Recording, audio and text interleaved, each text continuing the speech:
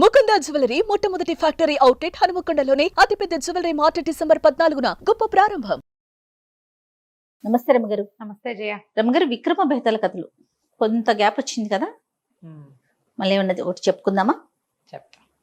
పట్టుబదలని విక్రమార్కుడు మళ్ళీ శ్మశానం లోపల నడిచాడు. చెట్టెక్కి కళేవరాన్ని భుజం మీద వేసుకున్నాడు.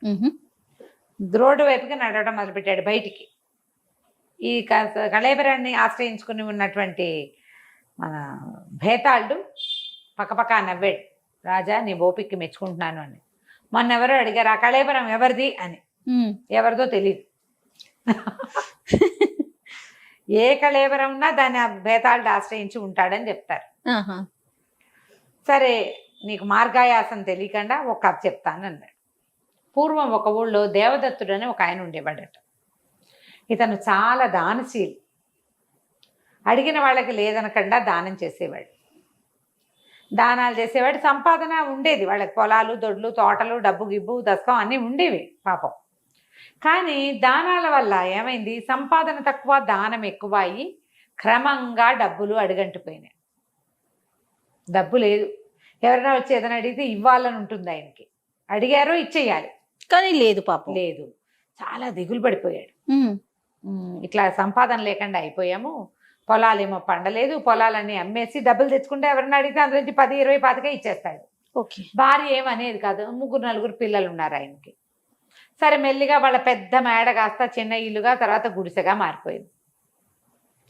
ఏదో పోషించేవారు, భార్య భర్త అవి ఇవి పనులు చేసి పిల్లల్ని పోషించుకునేవాళ్ళు. అందులో కూడా దానం చేసేవాడు. నాటి రాత్రి ఎవరో వచ్చి ఏదో అడిగారు, ఓ 10 రూపాయలు. ఆయన దగ్గర 4, 5 రూపాయలు ఉన్నాయి అంతే. వాళ్ళ అవసరాన్ని తీరదు. ఇందుకు చాలా విరక్తి పుట్టింది. భార్యకి ఏం చెప్పాడంటే, ఏమే, నువ్వు ఇలాగ కూలి పనులకి ఎక్కడో చోటకు వెళ్తూ పిల్లల్ని పోషించు. ఎక్కడికైనా వెళ్ళి ఏదైనా సంపాదించుకొస్తా. ఈ సంపాదన లేని జీవితము, ఈ దానం చేయలేని దిక్కుమాల బతుకు నాకొద్దు. ఓకే. ఎవరిని అడిగితే లేదనకుండా చెయ్యాలి మనం అంటే, ఆ భార్య ఒక పిచ్చిమార మాలకం ఒప్పుకుంది. అలాగే వెళ్ళరావయ్యా, నేను ఈ పిల్లల్ని నేను చూసుకుంటాను. ఆవిడ ఏదో రైతు కూలీలాగా ఎక్కడో పనిచేసి 4 గింజల బొడ్లు తెచ్చి పిల్లలు కాచిపోసి బతికేది. ఇతను బయలుదేరాడు. ఏ రకమైన సంపాదన అతనికి కుదరల. అయితే ఏమనిపించింది, చిచ్చి దానం చేయలేని దిక్కుమాలు బతికేందుకు, చచ్చిపోదాం అనుకున్నాడు. ఒక ఎవరి వాకిట్లోనూ ఉన్న గడ్డితాడు ఒకటి సంపాదించి, ఒక చక్కటి చెట్టు ఒకటి ఉంది దారిలో, దాని దగ్గర కూర్చున్నాడు. అయితే జనాల సమర్థన తగ్గిపోయి ఊరేసుకుందాం అనుకున్నాడు. ఆ చెట్టు మీద ఒక యక్షుడు ఉన్నాడు. ఆ ఊళ్ళో ఎవ్వరూ ఆ చెట్టు కింద కూర్చునేవాళ్ళు కాదు. అది కూర్చోవటానికి వీలైన చెట్టు కాదు, దాని నీడ. ఆ యక్షుడికి ఆశ్చర్యం వేసేది, ఎవ్వడూ చెట్టు కింద కూర్చోవటం నేను చూడలేదే. వీడు నీడ కోసం కూర్చున్నవాడిలాగా కనపట్టాలా, వీడు ఎందుకు ఇక్కడికి వచ్చాడు అని జన సమర్థన తగ్గి చీకటి పడ్డాక దిగొచ్చాడు. అబ్బాయి, ఎవర్రా నువ్వు, ఏమిటంటే, నా పేరు దేవదత్తుడండి. మరి నేను ఇట్లాంటి వాడిని. దానం చేయని బతుకు కూడా ఒక బతుకేనా బాబు, అందుకని చచ్చిపోదాం అనుకుంటే గడ్డితాడు తెచ్చానండి అని తాడు చూపించాడు. యక్షుడు అన్నాడు, అయ్యో, నీలాంటి వాడు చావకూడదురా నాయన. సిబి, దదిజీ, కర్ణుడు వీళ్ళంతా ఈ పనులే చేశారు. శాశ్వతంగా వాళ్ళ పేరుండిపోయింది. బతుకున్నన్నాళ్ళు దానం చేసే ఏర్పాటు నేను చేస్తా అని చెప్పి చిన్న అంత పెట్టి ఒకటి ఇచ్చాడు. నువ్వు దానం చేయడానికి ఎప్పుడు కావాలంటే అప్పుడు చేయబెట్టి తీసుకో, నీకు డబ్బులు దొరికితే దానం చేసుకో అని చెప్పి ఇచ్చేసాడు. ఆశ్చర్యపోయాడు. పెట్టి చేత్తో పుచ్చుకొని బయలుదేరాడు. దారిలో ఎవరో ముష్టివాడి బాబు అని చేయి చచ్చాడు. ఈ దేవదత్తుడు పెట్టె తెరిచి పెట్టెలో చేతి పెడితే గుప్పెడి నిండా రూపాయలు వచ్చాయి. తీసి ఆ ముష్టివాడి చేతిలో పెట్టాడు. సంతోషంగా ఉంది. ఎంత సంతోషం వేసిందో. సరేనని ఇంటికి వెళ్ళిపోయాడు. ఏదో ఊరు వచ్చాడుగా, ఇక నడుచుకుంటూ వచ్చాడు.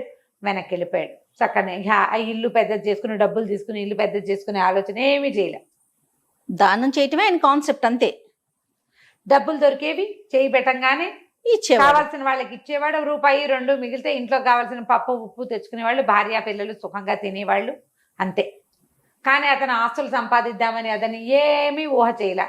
దానానికి డబ్బులుంటే ఇంకా ఆస్తులు ఎందుకు, ఇంకా అక్కర్లేదు కదా, అలా ఉండేవాడు. అయితే ఆ ఊళ్ళో సంకర్షణుడు అని ఒక దుర్మార్గుడు ఒకడు ఉండేవాడు. వాడు ఎప్పుడో ఓసారి ఇలా వెళ్తూ ఎవరో డబ్బులు పుచ్చుకుని వీళ్ళ ఇంట్లో నుంచి వస్తుంటే చూశాడు.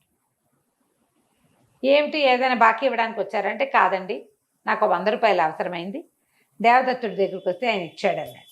దేవదత్తుడే మాస్టివాడు, ఎప్పుడో ముష్టి బతికైపోయింది వాడిది, డబ్బంతా ఏనాడో పోయింది, పొలాలు అమ్మేశాడు, మా బాబాయే కొన్నాడు పొలం అంతా, బంగారం వాళ్ళ ఆవిడ ఎప్పుడో అమ్మేసింది, వీడెవడికో 100 రూపాయలు ఇచ్చేంత దేవదత్తుడికి ఎక్కడుంది సీను, అలా ఆలోచించాడు. అంత లేదు ఇతనికి, ఉండడానికి వీల్లేదు.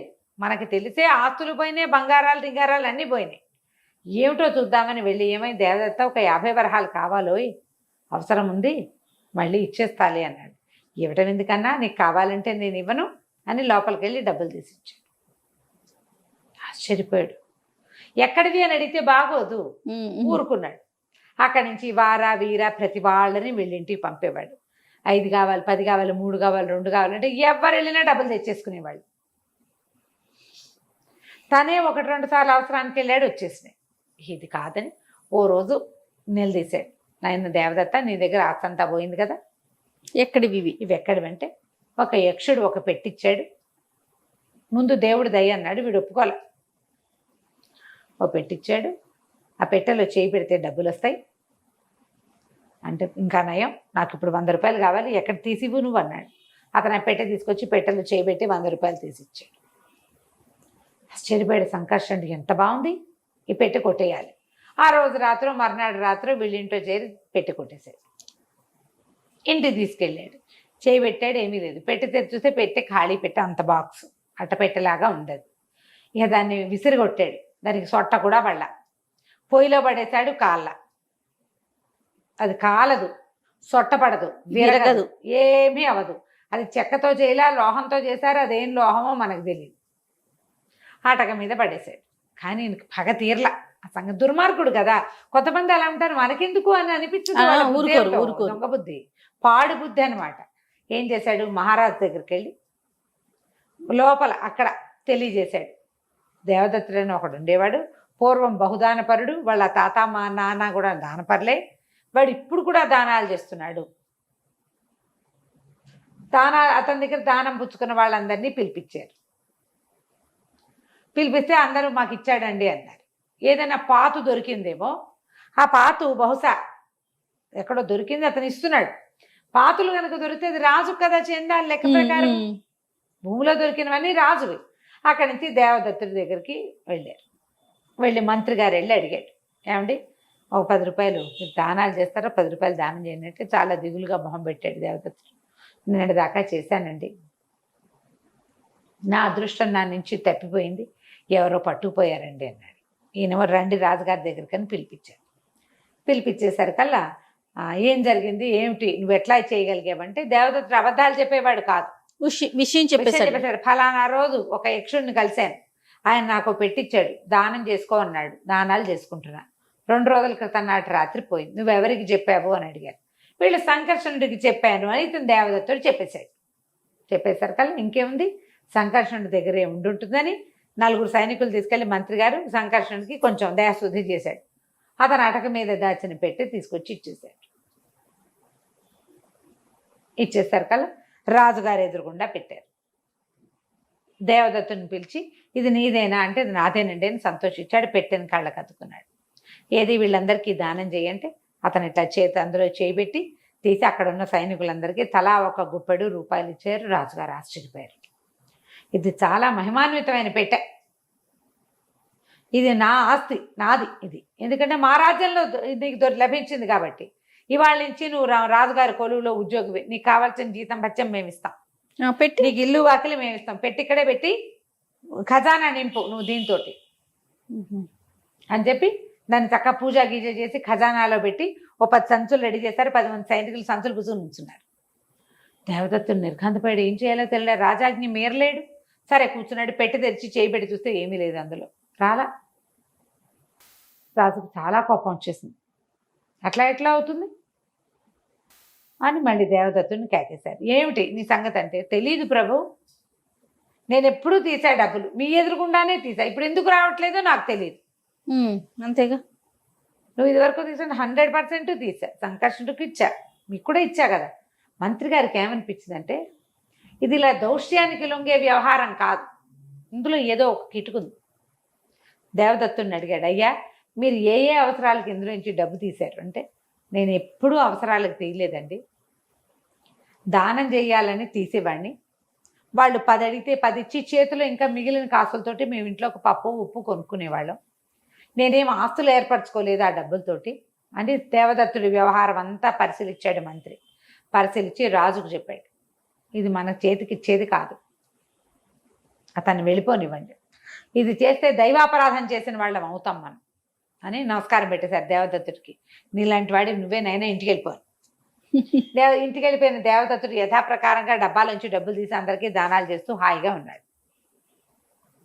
ఈ కథని భేతాళుడు విక్రమార్కుడికి చెప్పాడు. అడిగాడు, రాజా, దేవదత్తుడు తీయగలిగిన డబ్బులు రాజుగారి ఖజానా దగ్గర ఎందుకు తీయలేకపోయాడో చెప్పు అనగానే రాజు చెప్పాడు, వరాలు వేరు, శక్తులు వేరు. దేవదత్తుడికి లభించింది శక్తి కాదు, వరం. అది అతని యందు అతని దాన గుణమునందు మాత్రమే ప్రతిఫలిస్తుంది. దాని ఫలితం ఎప్పుడు ఇస్తుంది? అది ఆయన దానం చేయదలుచుకుని బుద్ధితో చేయబెడితే వస్తుంది.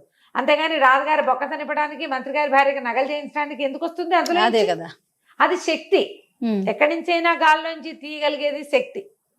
దేవదత్తుడికి లభించింది కేవలం వరం మాత్రమే, అతన్ని సంతోషంగా ఉంచడానికి, అతని దాన గుణాన్ని తృప్తిపరచడానికి యక్షుడిచ్చింది.